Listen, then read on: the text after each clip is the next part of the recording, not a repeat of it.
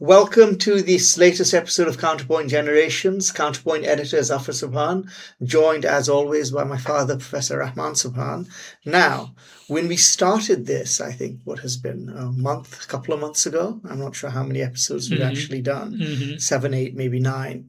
The promise was that we wouldn't just talk about politics and history, but that we would lighten it up a little. So I think today, what I'd like to talk about is football. Very good. And one of the things, of course, you and I have in common, which perhaps many people don't know, is we're both long-standing Manchester United supporters. Now, if I'm not wrong, you've been a Man U fan since 1948. That's about it. So tell us a little bit about how that happened and what made you a fan back in 1948. Well, in those days, 1948, I was then 13 years old in the fourth form of St. Paul's School. And fourth formers and above used to be invited on Wednesday night by the principal of the school, an Englishman by the name of Leslie Goddard, to come and spend the evening after supper in his study and to just draw on his library or listen to the radio or just have conversation with him. And on that occasion, I presume it must have been whenever the FA Cup finals take place. FA Cup final was taking place at that moment. And there was a match between Wolverhampton Wanderers, if I'm not mistaken, and Manchester United. And I logged in on this. I used to read about the English Football League in the newspapers that we used to get, but I hadn't really identified a preference for any team. And I listened into the match. It was very exciting. I mean, it's a very different experience listening to a match on the radio rather than watching it on colour TV. I've done that as well. And it was a very exciting match. I remember Manchester United had some people by the name of, I think, Pearson and Rowley, who scored goals. And I think they won the match more or less, getting the goals in towards the end of the game.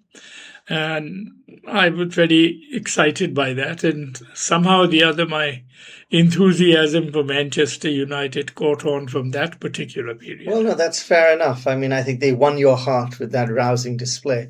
I've been a Man U fan since 1976. Okay. And unlike you, however, the first Manchester United game I really watched, or I supported them, was not a victory, but it was a defeat. It was the 1976 FA Cup final, which they lost 1-0 to Southampton. Okay. You see? Yes. So, in a sense, though, my experience of being a Man U I think fan, I must have watched that match together with you. Of course, we watched it together. I think that's what inspired me to be a Man U fan, since they were your team. You see, but this was 1976. Tommy Docherty was manager, and they went through many years of in different form. It wasn't until much later. I think it was 17, maybe 18 years later that they won their first Premier title, or first under Ferguson. Under Ferguson, and then of course they had this massive run of dominance under Ferguson, which is, of course, for me, something which I was not used to. So, of course, since Ferguson left, and they have been in the doldrums, for people who started supporting Man U during those days, these are very tough times. But for me, it's not really been that difficult at all, because I started supporting them when they weren't that good. And so I'm used to this extended period in the where we have not been the dominant team is really, for me, kind of going back to where I started. Well, in my watching the history of Man U, in the 50s, they had that phase known as the period of the Bushby Babes. Oh, yeah. Well, the famous Matt Bushby, who was another epic manager of Manchester United for many years, had decided that rather than buy players or bring them in, he would really rear these players from the youth league of the Manchester United team. And they had built up a whole bunch of people, starting with the likes of Bobby Charlton and a number of other people, Tommy Taylor. Yeah. All these people. And the star of the team was a person by the name of Duncan Edwards, That's who was used to play, I think, right halfback, as the positioning was then called. And this team was then taking the league by storm, and they were all set to win the league and to win the FA Cup. And to win, in fact, the European Cup too, at that yes, time. And then, of course, the famous Munich tragedy took place when they were returning from playing, I think, Bayern Munich. Their plane crashed at Munich airport, and a whole bunch of their stars were killed. Almost all of them, in fact, the entire team, more or less. The surprising, or rather the miraculous survivor was, of course, Bobby Charlton. He survived, yes. He survived that, and I think there were one or two others. But all the sort of best of the team, in fact, perished at that time. And then, of course, you began this process of then rebuilding the team after that, which took quite a number of years. But eventually, then by the mid-60s, Bushby had built up this quite outstanding team with George Best and Dennis Lowe and Bobby Charlton, who survived from that period. And this was the team that won the FA Cup, the league, and the European Cup. Yeah. I had the privilege of seeing the final of the European Cup in '68. In '68, that was the time. Uncle of mine, who had some business links with Portugal, had somehow managed to get 2 tickets for the final. I see. So I literally saw the match, with seats on the touchline. Okay. And that was. So were you sitting among the Benfica fans? I mean, how did that work out? Yeah, that was true. I had ambiguous loyalties at that time because I was passing through my phase at that time, which has been with me for many years, that whenever any team which is other than English is playing an English team or playing England, I want the other team to win. Yeah, I see. So the challenge was when Benfica were playing Man U, then my loyalties were seriously divided. Well, especially as, of course, Benfica's star player was Eusebio, who was this great icon. That's right. Of third world strength. Yeah, that was. So it was he was from Mozambique, if I'm not wrong. Yeah. It was a great match, and then eventually Man U won that. But tell me, so I hear so much about Charlton, Best and Law. All right. But the interesting thing is, if you look at their heyday, they did win. I think they might have won the league once or twice in the FA Cup, in the European, but they were not dominant in that time. We had other very good teams as well. You had Leeds United were there. I think Liverpool were there. Manchester City won one year.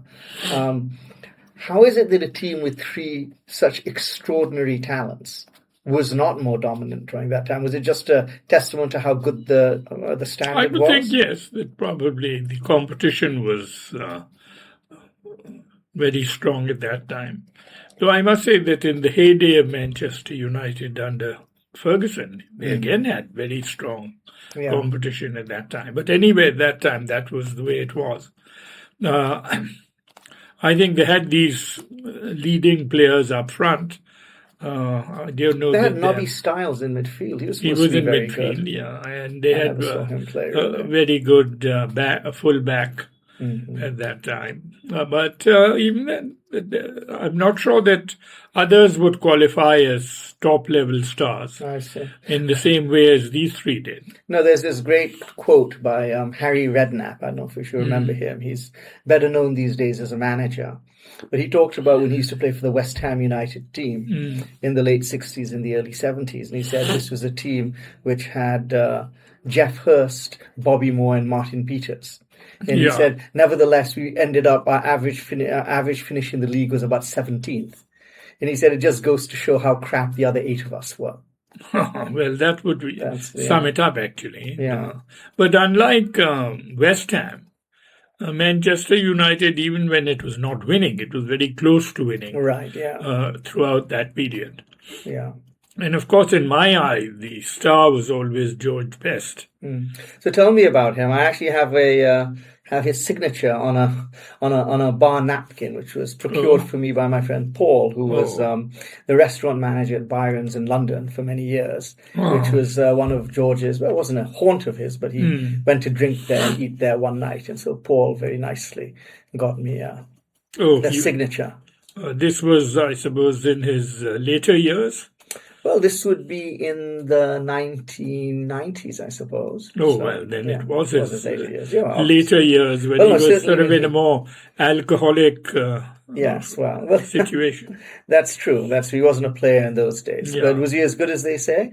he was indeed, yes. I think his ability to generally ball play, dribble the ball, it had few people who could compete with him at that time. And of course, I find now that dribbling skills are much diminished over the years. I haven't quite worked You that out. comment on this all the time whenever we watch. Yes, We don't see too many people do it. that's right. That either the skills are not there or the defensive capacity has improved tremendously. But the ability to move past two or three people at a time, the way that Best and Maradona and Pele and others used to do. I mean, Well, that of course. I I don't mean, see. Messi still had it. Messi has it, and But up to a point, Ronaldo has it. But that dribbling is not his style. It's more that yeah, no, the I speed wouldn't. with which he I moves. wouldn't say that's Ronaldo's game at all. And he's very good at finding space, and he's a very good finisher. But Yeah. I don't think he's sort of dribbled his way around a tight corner with three or four opponents or anything like that. But no, and of course, then, like I said, the 70s. We won the FA Cup in 1979, I guess. I can't remember. Yeah, and or 78 maybe. One of those two. Well, I must say that the 70s and 77. 70s and 80s, my memories of Manchester United are not very clear. Yeah. At that time, I can't remember who were their top players in those days. Yeah, well, in the 70s, they had a fairly sort of indifferent team. They had, Steve Coppell was a very good player. And then in the 80s, they had Brian Robson. He was the sort of the captain. Yeah. But again, they were never really, and even when Ferguson joined, for the first few years, they were not great. And I think then something happened, and then they went on to sort of great domination. Well, of course, he again used the Bushby approach of taking young players from the youth league and then building them up and training them into stars. Yeah. No, absolutely. I mean, I think that's at the core of the team was this the class of '92 or something like that. There were these young boys who'd come through the academy, and they all played together for many, many years. Of course, the key signing, which sort of turned them from contenders to champions, was they signed Eric Cantona. Yes, that's right. Because then he gave them the leadership, and I think that's important. You have to have the leadership. You have to have that heart, which he gave them, and then of course the domination began. Let's take a break here, and then we'll come back. We'll bring it to the present day, because of course we are talking just a few hours after a famous victory, which is in fact our second in a row in the league, and that's what I wanted to talk to you about. So let's take a break. Welcome back. So let's fast forward to the present time. The reason I thought to have this conversation is, of course, last night there was a marvelous game. It was at the Emirates Stadium, and Man U defeated Arsenal, the league leaders, 3-2, in a real pulsating, end-to-end, fantastic game. And of course, this is the second famous victory we've had in as many weeks, because last week we beat Manchester City 2-0. And so this comes hard on the heels of the firing of Amorim as coach. And Michael Carrick is now the caretaker manager, but I don't know if it's going to continue like this. It may not, but I'm really enjoying this. Did you manage to catch a glimpse of either of these games? Well, I think as a preface, I must confess that I'm going through a long phase of disillusion with Manchester United. Well, it's not just Manchester United. I'm aware of this. We, in fact, we don't let you watch Man U either, even if you Yes. wanted to, because it's bad for your blood pressure. It's like That's watching right. Bangladesh play cricket, which That's is right. you're also banned from doing. Yes. So whenever I set out to watch them, I find that they're not playing well, and the terrible thing they always do is to concede goals when they are well ahead, and to do so in extra time, which is probably the most infuriating thing to do. Yes, I can imagine. So as a consequence, I gave up watching them I for a watch them long very, time. very seldom myself. I watch them yeah. occasionally. In fact, last night, though, I thought I'd watch the last 10, 15 minutes. And when I put it on, the moment I put it on, I think the score was, at that time, 2-1 in favour of Manchester United. And just as I sat down, I saw that Arsenal scored a very scrappy goal after a corner. So you thought this is just So like I old thought this times. is just like it was, and I couldn't bear the possibility that they are now going to have another goal scored against them in extra time and then just lose this match. So I then went off elsewhere. And then I came back again, I think with a few minutes to go, and I saw the score was 3-2. But in our favour. Yeah, that's right. So No, it there is a fantastic game. I mean, really fantastic. And I think they've been playing, it's not just getting the results, it's actually, I think, playing very good football. You know, both of Arsenal goals were quite scrappy and very fortunate. And our goals were very good, very well taken. And the play was fluent, and the team kept its shape. I think everyone had a good game, more or less. And the final goal, which I don't know if you've managed to catch it on a replay somewhere, by Cunha, was absolutely spectacular. Really great. Great piece of finishing. Try to catch that. And then, of course, as I said, I know last week we beat City 2-0, and it could have been 6 or 7, to be honest. I think we had 3 goals disallowed. We hit the woodwork twice and completely played them off the park. I mean, as far as I can see. So I don't know if we can keep up this form till the end of the season. And it's probably, even if we do, it's probably a little too late. Where, gosh, I don't know. Like, I think 15. We're still 15 points off the. But historically, over the last so many years, I don't know. They don't seem to have managed to get their defense together at all, and they are constantly conceding quite Silly foolish goals. goals in those circumstances. I think we have a good goalkeeper for the first time in many years. Who is he anyway? He's this Belgian chap. He's a Belgian chap, and what does he play for the national team? He doesn't play for the national team because that the Real Madrid keeper is there. No, Courtois. Courtois is their national goalkeeper, so he's really good. He's possibly the best goalkeeper in the world right now. So yeah, he doesn't play, but that doesn't mean he's no good, obviously. You see, so I think that was quite. But I don't know. They don't have that many players now playing at the international level. I mean, who are their international stars?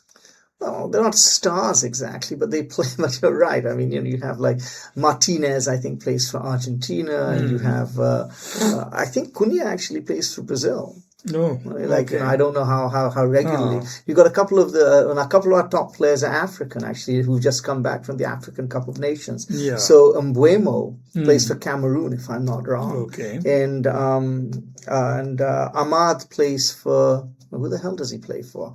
Well, he had a very good Cup of Nations. He either plays for like Ivory Coast or Senegal. I really ought to know this, but it's one of those West African teams. No, well, since I switched off Man U, I don't know very much about, apart from Bruno Fernandes. Yeah, well, he's very good. Who's, of course, made himself into the pillar of the team. He has been. He's been the best player we've had, in many times our only good player for years. And I think he's very good. I think it's this interesting thing when you think about internationally Portugal. I mean, Ronaldo's always complaining that he doesn't have a great Portugal team. And if he was surrounded with the players Messi had in Argentina, that he too would win a World Cup. But I feel that the talent in Portugal is very good. You've got Bruno Fernandes, you've got this guy Bernardo Silva. You've got a ton of good Portuguese players. They've got Ruben Diaz in defense. I mean, so I'm not sure I buy it. I think actually Portugal have a very good team for the upcoming World Cup. Well, in fact, the upcoming World Cup is going to be quite fascinating because there are about 6 or 7 teams I feel are in contention, but I don't think there's any overwhelming favorite that I can think of. You see, all of the teams are good, but not great. You see. So, Spain are okay, but they're the European champions, but I don't think they're anything special. France is okay, but this is certainly not the team they were a few years ago, or when they won, when they had Pogba playing for them and whatnot. Argentina probably not going to be as good as they were 4 years ago. Messi's getting old. England, you never know. In Germany, they don't really have any superstars right now that I'm aware of. So, lots of good teams, no great ones, no obvious. So let's see how the new format also. The new format is a very, very silly format as far as I can tell. Is I think, what do they have? 48 teams? And then after the first round, they end up with something like 32 teams or something. So, you play this whole massive series of matches and you eliminate like a handful of teams. What sort of nonsense is that? But there you are. But of course, the funny thing is, the sad thing is that despite all of these teams in the World Cup, Bangladesh doesn't seem any closer to getting there. Well, that applies more or less to all of South Asia.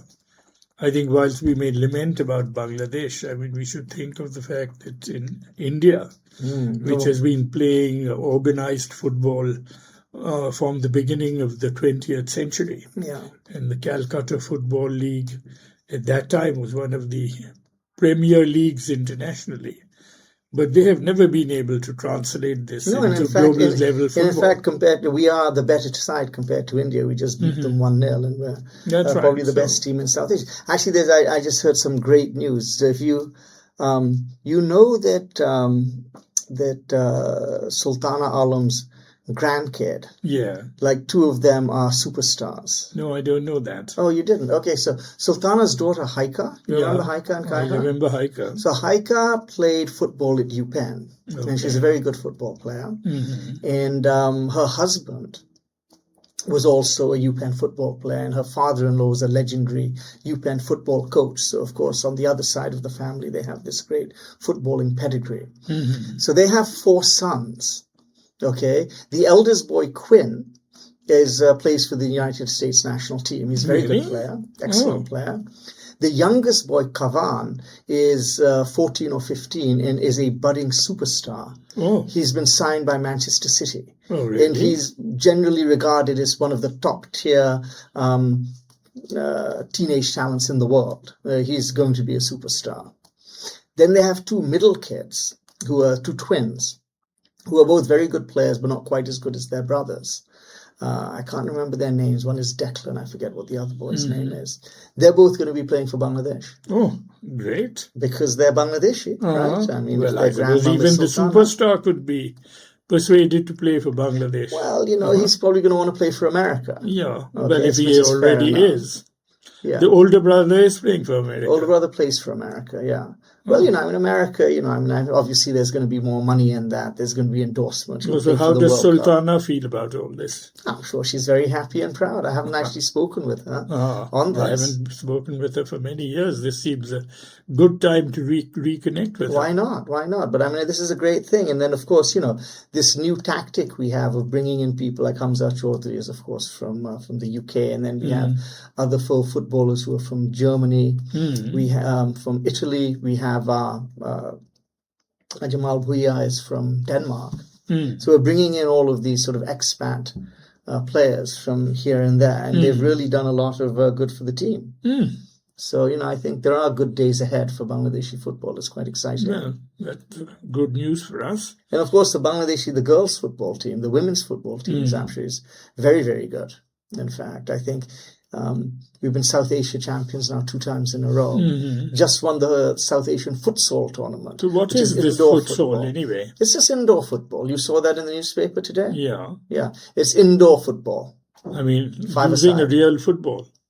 Actually, I think they use a smaller football in futsal. Yeah. So it's 5-a-side football. But I was watching it on YouTube, actually. They're very good. And then some of the players, like Sabina Khatun, she's a very famous player for the actual national team. I think she doesn't play anymore. She might have had a falling out with the coach, but she's probably historically Bangladesh's #1 female football player, and is very good. Has been sort of in the national eye for the last 10 years. So she's now the star of the futsal team. And in fact, was the star of the tournament. I think she scored 14 goals in the entire tournament, and was just knocking them in all over the place. Very good player.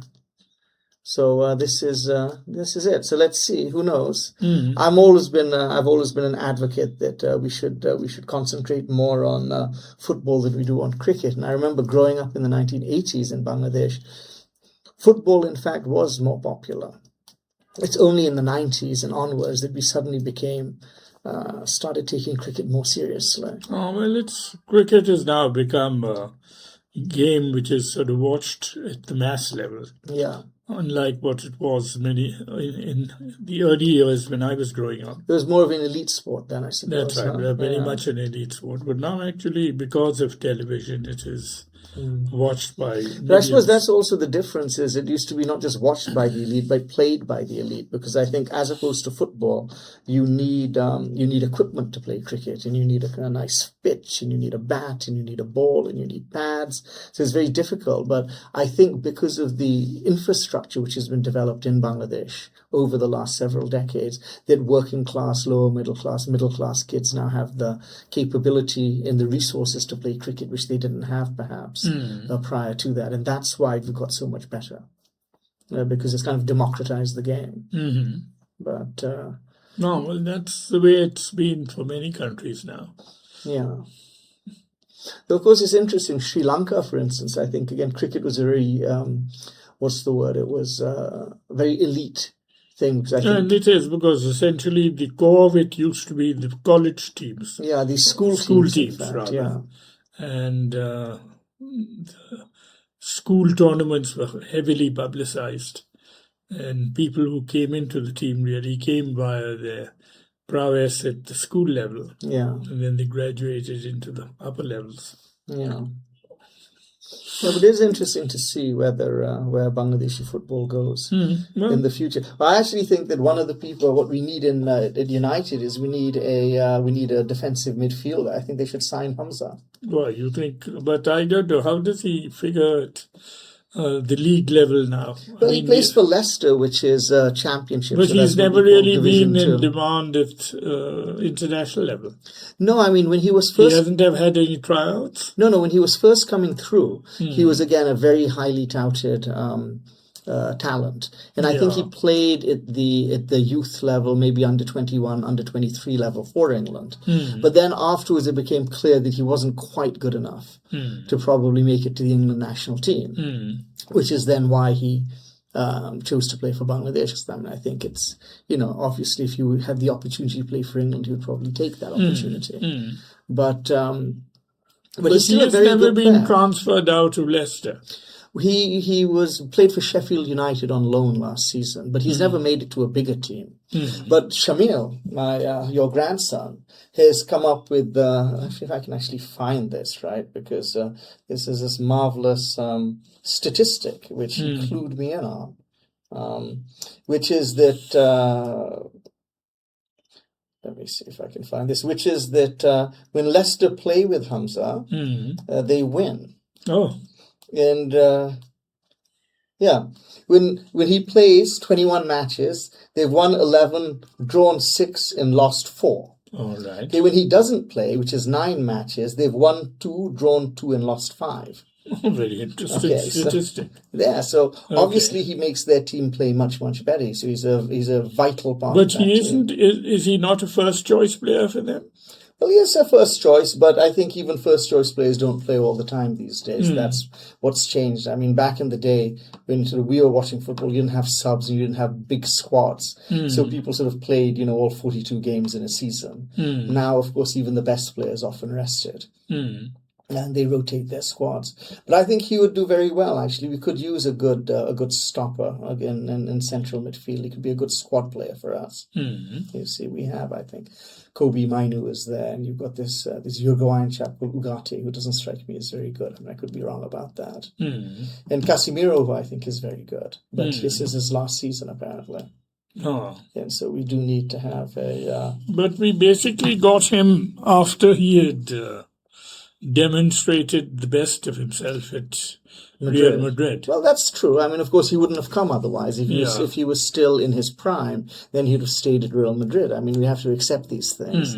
But he has, despite the fact that he went from Madrid to United, he's played with a great deal of heart these last 3 or 4 years. If you listen to him talk, he is proud of winning the Europa League or the FA Cup or what have you for United, as he does winning however many Champions Leagues he did in Madrid. So this is, this is really a great attitude to have. So I think he's been a very loyal servant to the club. So I'm sad to see him go. Of course, I don't know if this name will mean anything to you because you haven't been watching Man U play much for years. But we had this Scottish person called McTominay playing for us for many years. I remember the name. Oh. And again, I liked him a lot because I like players with heart. He wasn't the greatest player in the world, but he showed up to play every week, and I appreciate that in a person. Anyway, so then he was transferred to Napoli, where he somehow transformed himself into Serie A Player of the Season. And Napoli then won the Serie A, and he was Player of the Year. But I find that the whole bunch of people who once they come to Man U disappoint and then go on somewhere and then really sort of rise to greater glory.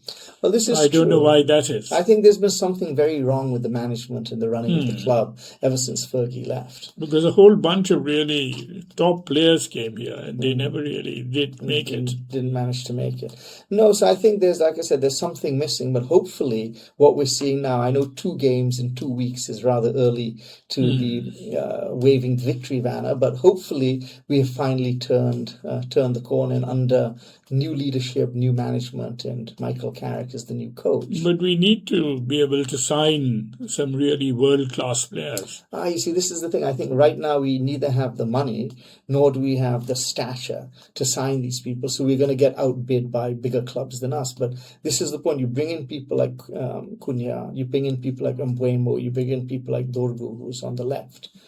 This Nigerian. Dorgu is from which country? He's Danish, but he's from Nigeria and he's Nigerian ancestry. You see, so these people aren't really at that level, but they're excellent buys. I think that's how we need to build up our side. So I'm very hopeful moving forward that this is going to work out for us. On that note, I think we've hit our 30 minutes. But, okay, good. Well, that was good fun. Good. Like I said, maybe next time we can talk about cricket, or who knows. But all right. As I said, it doesn't always have to be politics, policy, and history. It can be all sorts of things. Fine. You can talk about movies. Okay, yes. Yes, indeed. I have a theory that they don't make good movies anymore. So I don't know if you agree with this one or not. We'll maybe take that up at a future date. So thank you for your time. Okay, good. That went well. Thank you for tuning in. We'll see you again next week. Every Monday, Counterpoint Generations.